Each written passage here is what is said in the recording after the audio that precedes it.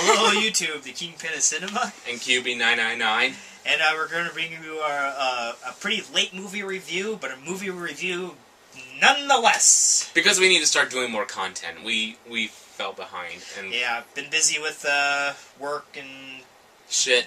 And you're looking for a job, and I had a bit of a vacation, so never too late, in my opinion. But anyway, anyhow, this is what I've been wanting to talk about for a long time now. It is the movie Drive. Starring Ryan Gosling. Gosling. Gosling. I-N-G. Gosling? Mm-hmm. Gosling. Gosling?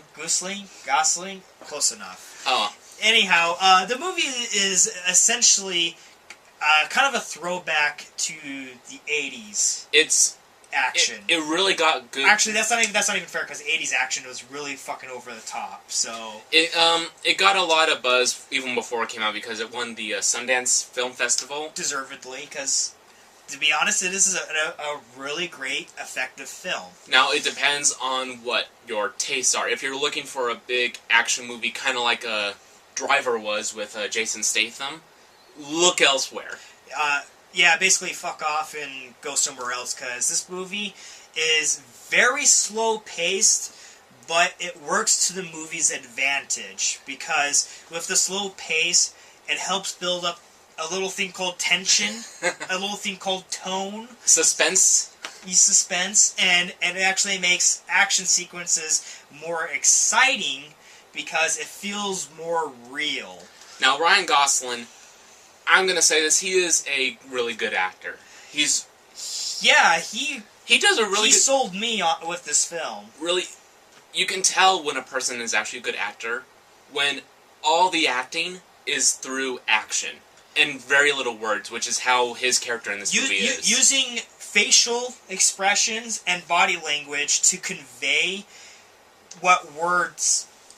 You're basically doing a scene without saying anything, but you get the idea because you can see the expression in his face, in his body language, and you know what it is what he's doing. They don't have to. They're not having to dumb down to you and explain to you what's going on. They don't have to narrate everything that's going on. They kind of expect you to be able to follow along, to understand, to kind of look and see how he's feeling and what he's thinking, and to kind of put your own words to it. So they're basically saying that the audience, if you have at least half a brain and some patience, you'll get the movie. We don't have to spell it all out for you. Now, we have half a brain amongst the both of us, so we were able to really appreciate this film. Yeah, I think throughout the whole film, he must, out of the entire script, only one page was probably for lines just for him.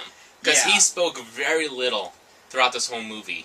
But that adds to the effectiveness of it, because, like we said, it really adds to the tension and to the tone of the movie.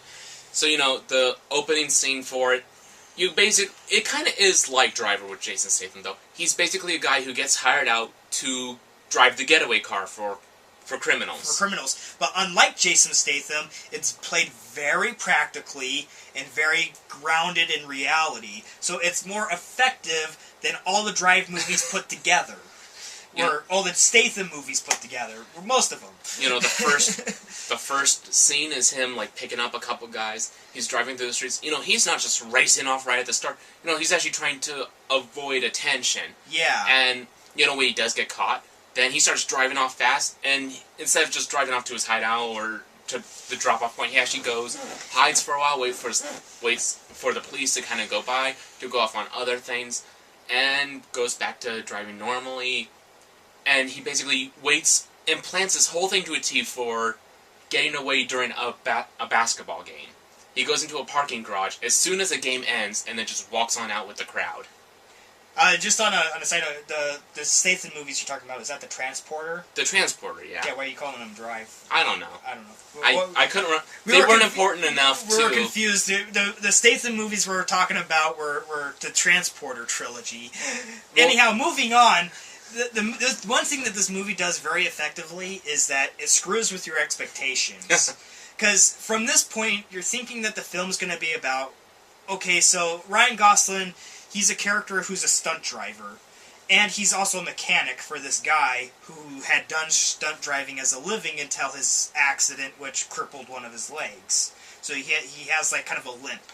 So he wants to go on to this business venture of buying a race car and getting some money that way, and having Ryan Gosling's character be the driver.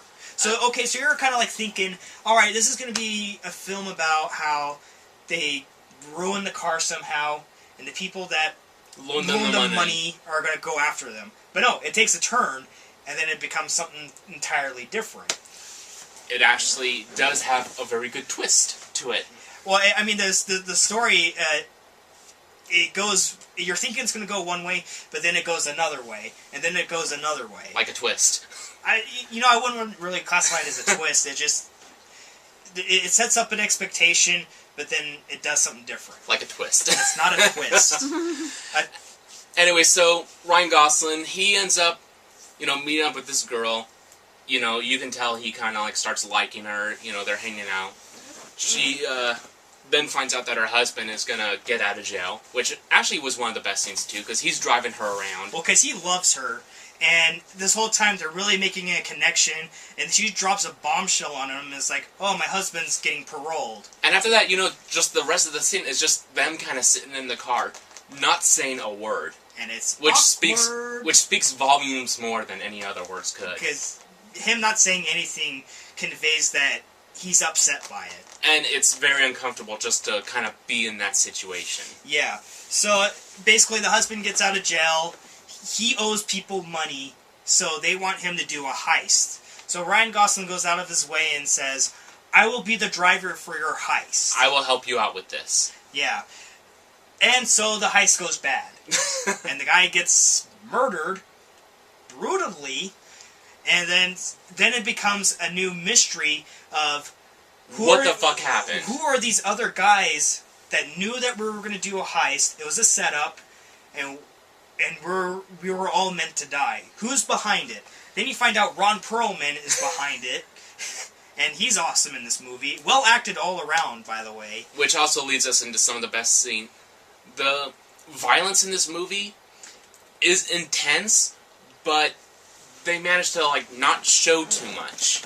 Yeah, there's a part where Ryan Gosling kicks in a guy's face, but you never see the face. All you see is his foot coming down repeatedly, and you hear the bones crunching and the blood splashing all over. So then, if you have half a brain, which between the two of us we do, we think, you fill in the blanks of what's happening, which is a very effective kind of filming style. Instead of just showing. It's cheap to show it. It's more effective when you don't show it and you leave it to the imagination, because your brain, that big mush ball that you have in your head, will fill in the blanks. And, Ryan Gosling, he slaps a bitch in this one. He does a lot of things in this one. What's the name of the redhead? Oh, Christina Hendricks. Christina Hendricks, she's in the movie from Mad Men, but she doesn't play that big of a role.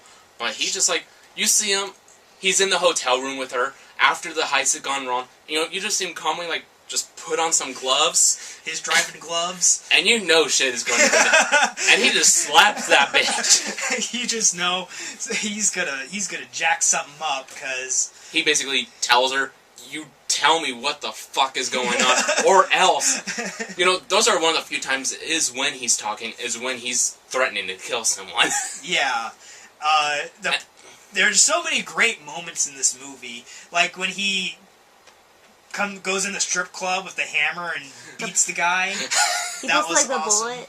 Yeah, he has a bullet and puts it in his mouth and is like, I'm gonna hit this fucking bullet. Well, he puts it over on his head, and then he makes him swallow it. Yeah, he puts the...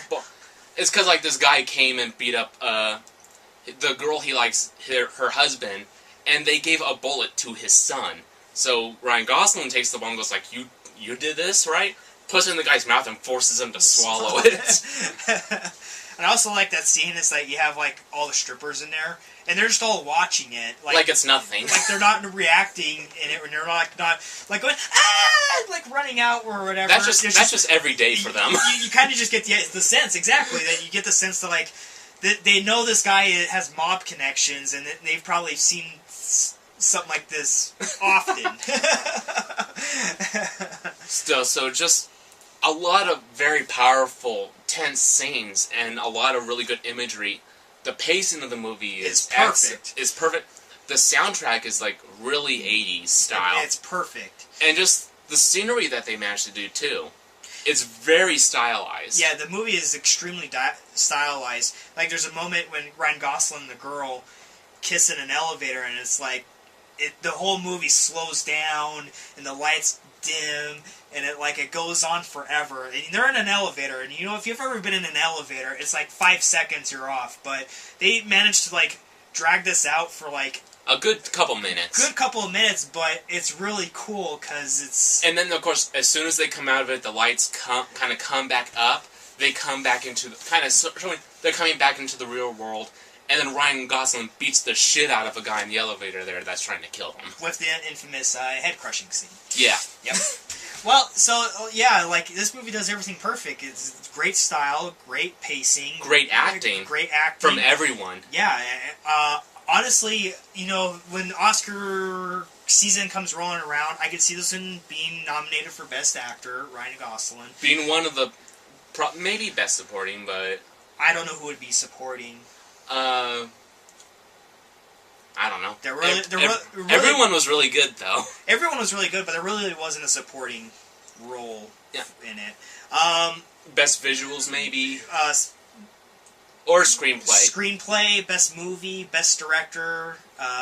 So there's a lot of movies, there's a lot of awards that it deserves to be nominated for, and we'll see what it gets. There's still time between then and now.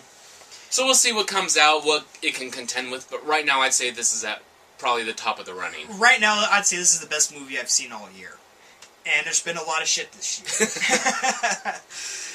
So yeah, if you haven't seen Drive... We would recommend it. See it, because it is fantastic.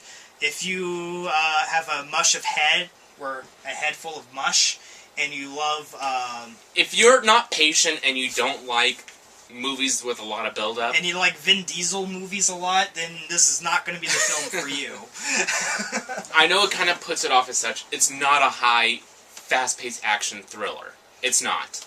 It's not, but it's highly stylized, there's great action, and it's a very effective film. So go see it. So, yeah, definitely go see it. Or else you're stupid. Yeah, we kind of want to go see it again, actually. Yeah. Which is pretty rare. The one complaint I do have is that Ron Perlman's death, I thought... was a little... Could have been handled differently. Maybe a tad bit more brutal. But it was still good. It's still good. So, that's all we have to say on Drive. And as always... Drive. And as always, if you don't like it... Well, in this case, you're just stupid.